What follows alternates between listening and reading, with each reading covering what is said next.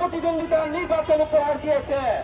ভারত এদেশে 2018 সালের একটি রাতের অন্ধকারে নির্বাচন দিয়েছে।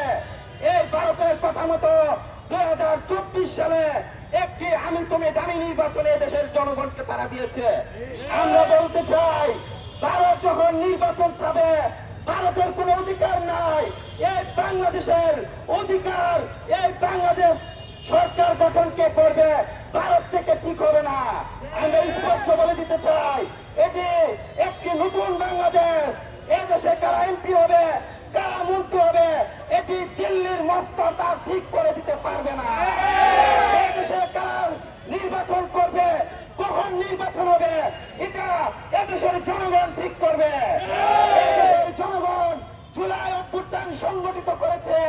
আওয়ামী লীগকে বিচারিক প্রক্রিয়ায় নিষিদ্ধ করতে হবে এবং একটি সংস্কারের মাধ্যমে একটি নতুন বাংলাদেশ বিনির্মাণ করতে হবে এবং একটি গণপরিষদ নির্বাচনের আয়োজন করে একটি গ্রহণযোগ্য নির্বাচনের দিকে যেতে হবে।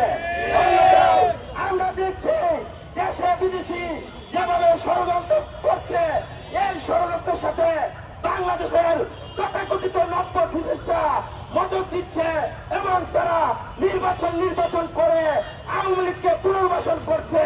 আমরা স্পষ্টভাবে বলে দিতে চাই, জুলাই গণ অভ্যুত্থানের যুদ্ধরা জীবিত থাকতে এই বাংলার মাটিতে কোনোদিন আওয়ামী লীগ আসবে না।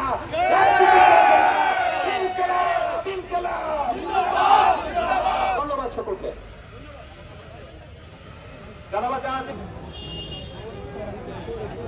আপনারা জানেন, এখনো শহীদের রক্ত শুকিয়ে যায়নি, এখনো বাতাসে শহীদের রক্তের কাঁচা গন্ধ পাওয়া যায়, এখনো হাসপাতালের বেডগুলোতে আমার আহত ভাই বোনদের চিৎকারে আকাশ বাতাস ঘন হয়ে আসে, এখনো আমার শহীদ আহত পরিবারের সদস্যরা হত্যাহারে অনাহারে এখনো তারা দুঃখ ভারে বিধি ঘুরছে। কিন্তু সেই স্বৈরাচারী ফ্যাসিস্টরা বাংলাদেশের বিভিন্ন জেলা উপজেলাগুলোতে নতুন করে রাজনীতিতে সক্রিয় হয়ে ওঠার জন্য বিভিন্ন ঝটিকা মিছিল শুরু করেছে। সংগ্রামী ভাই বোনেরা, আমি অন্তর্বর্তী সরকারকে বলতে চাই, কাদেরকে খুশি করার জন্য, কাদেরকে সন্তুষ্ট করার জন্য এখনো পর্যন্ত গণহত্যার বিচার দৃশ্যমান হয়নি। কাকে সন্তুষ্ট করার জন্য এখনো পর্যন্ত প্রশাসনে, পুলিশে এবং অন্যান্য প্রশাসনে ফ্যাসিস্ট হাসিনার পুরনো সেটআপ এখনো বহাল তবিয়তে আছে। আমরা বিপ্লবীরা বলে দিতে চাই, যে শহীদদের রক্তের উপরে দাঁড়িয়ে আপনারা সরকার গঠন করেছেন, সেই শহীদদের রক্তের সাথে সেই আহতদের ত্যাগ এবং কুরবানির সাথে যদি বিশ্বাসঘাতকতা করা হয়, তাহলে আমরা যারা সরকার গঠন করেছি সেই আমরা বিপ্লবীরাই আপনাদেরকে টেনে হিসতে ক্ষমতার মস্তক থেকে নামাতে লাগবে না। সুপ্রিয় উপস্থিতি, আপনারা দেখেছেন এক শ্রেণীর নব্য ফ্যাসিস্টরা আজকে আমাদের গণহত্যার বিচার চায় না, আজকে সংস্কারের পথে পথে তারা বাধা সৃষ্টি করছে। তারা শুধু নির্বাচন বলে মুখে জিকির তুলেছে।